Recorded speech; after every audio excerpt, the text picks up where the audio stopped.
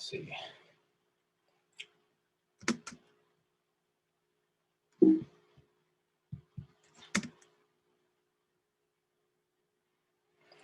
Hello, and welcome to my presentation about InTASC Standard 2, Learning Differences.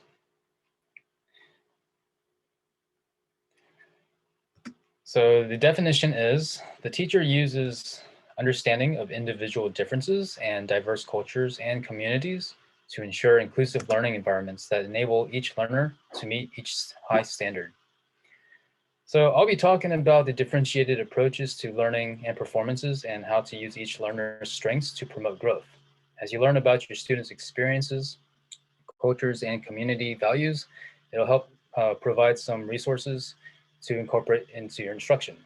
Now, since we're on the topic of learning about the students and using those resources to be incorporated into your instruction, I will give my interpretation and examples for guided question number 2 first, and then we can interpret guided question number 1 later. So, question number 2. Does the candidate use knowledge about individual differences and diverse cultures to develop inclusive learning environments that support all students in meeting high standards? And to elaborate, I've broken up my answer into 3 essential parts. I will be discussing ways to receive insight about their interests and the degree of their learning type, and adaptations to special needs, gifted, and ELL students, and pulling all this together, how to apply differentiation for students and for them to have options on how they prefer to demonstrate their learning. So let's get into adapting. Okay, so adapting students' learning differences can be a challenge, but by eliciting responses, by talking to them about prior knowledge, it can be about educational things or just about themselves, or the newest thing they've learned that they're interested in, or what their talents might be, and their culture and family. This will help provide insight on what degree of their learning types are, and what to adapt into your instruction and delivery. Okay, so moving forward, by gauging their strengths and needs, you can better provide appropriately fun and challenging lessons. So it's important to provide adaptations and provisions to construct a more appropriate learning environment, since you learn more about your students. Without this awareness, things can be trivializing, and the teacher can become impatient, making the learning environment less optimal. When working with students in the classroom and when lesson planning, you should consider a few things here. So yeah, you can consider varying their rates of growth, their learning pace, the workload and task demands, the way communication is delivered, and the student's response mode preference. Now that moves on to special needs in terms of their response mode preference. All right, so which way are the most capable of responding to a question, a task, or a request? Either speak or type, show an answer, use material from the lesson, like lesson cards on the back of the book or something else. Students who don't have the motor skills to point can indicate a response by looking at the correct option and or using something to indicate where they're looking. So like maybe some kind of clear sheet with a pointer on there or an arrow, and they can point to it. They can use that. And assessments should also be adapted for students with exceptional needs, including special needs and gifted.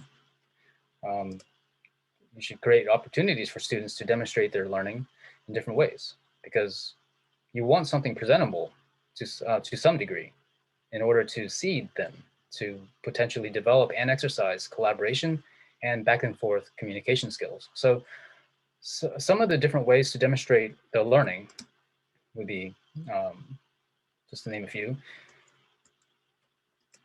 drawing and talking about it, compositions to illustrate their knowledge. It can be songs, dances, music, performances, short stories, computer software, PowerPoint, infographic, Powtoon's animated PowerPoints. PowerPoints. Toontastic app. Crafting with modeling clay, video production, which is kind of like Toontastic. Some kids or some students like conventional tests, multiple choice, that whole thing. So now we're going to do some interpretation of guiding question number 1.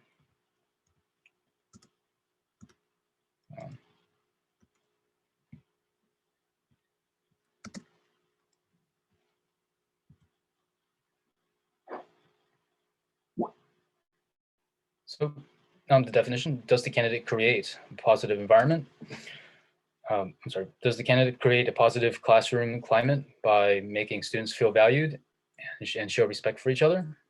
The students have to feel safe in the classroom environment so that the environment is optimal for every type of learner. I mean, this includes students respecting each other, no fighting, no bullying. An optimal environment would be when the students feel valued, especially for the more sensitive students. If you foster too much to the students who have like a thicker skin or an edgier demeanor or personality, it would be uncomfortable for the rest of them, especially for the foreigners. One way to establish a safe and respectful classroom climate is when the teacher brings like something that is multiple perspectives to the discussion content. It can show how much you care about their needs and that they will appreciate you for it. They would appreciate you for it too. Examples of content that offers multiple perspectives would be about their family, cultural norms, and their community experiences.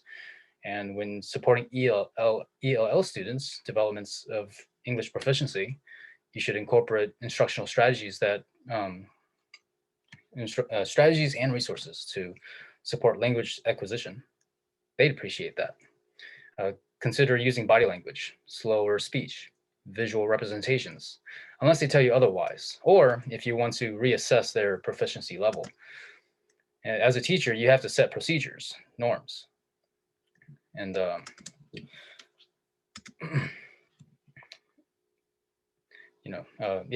because that all plays a role into the classroom climate that you've established, because it's an important role to avoid fights or disagreements about the rules between you and the students. I've experienced that several times. Speaking of routines and expectations, I'd like to share an anecdote about an experiment that went pretty well. Some teachers use seating charts, right? But there was a time when in my 4th grade class when I told them that if they put their pencil case, book, and any materials that are right on the board on their desk of their choice, they get to sit there. And if it's missing an item, they have to move. And the rules were pretty straightforward. And make sure that it ensures them that they're looking at the board. Now, on the topic of setting up an environment where students respect each other, grouping strong students with weak students doesn't necessarily build respect for each other. But I've noticed in my kindergarten class that if you assign a different class captain every day, they learn to take turns and respect each other on those terms and on that merit. Class captain changes every day in alphabetical order, so they know who will be class captain tomorrow. And they will call out who's captain the next following day. And they will follow the rules that go with it too. So it's like, okay, Elisa's captain today, so I better sit down, But I helped I helped the class know that Elisa is the class captain for today. Things like that. That is a form of respecting each other. And for elementary and up, one way that does build respect for each other is having an allotted time, just a moment of time where they say a nice thing, maybe like, they say compliments to each other. They say compliments about another student, about that day or the day before. And some examples would be like complimenting for controlling their anger. Oh, I like Jenny for controlling anger when X happened or something else happened, or complimenting each other for a good deed. This shows respect. It values both parties and promotes a positive interaction. and it can be done with some guidance with the teacher. So like as you see here, it's just as you see displayed on the Powtoons here. Here are some ways that students can show respect for their fellow mates and the teacher. But more importantly, these two aspects will be the gift that keeps on giving, in my opinion. Oh, okay, hold on. There we go. Okay, let's go back. Okay, because if the students support each other and support the teacher, and the teacher supporting everyone, just everyone supporting each other, it's a growth mindset that extends outside the classroom and in their daily lives. So, so the question I have for you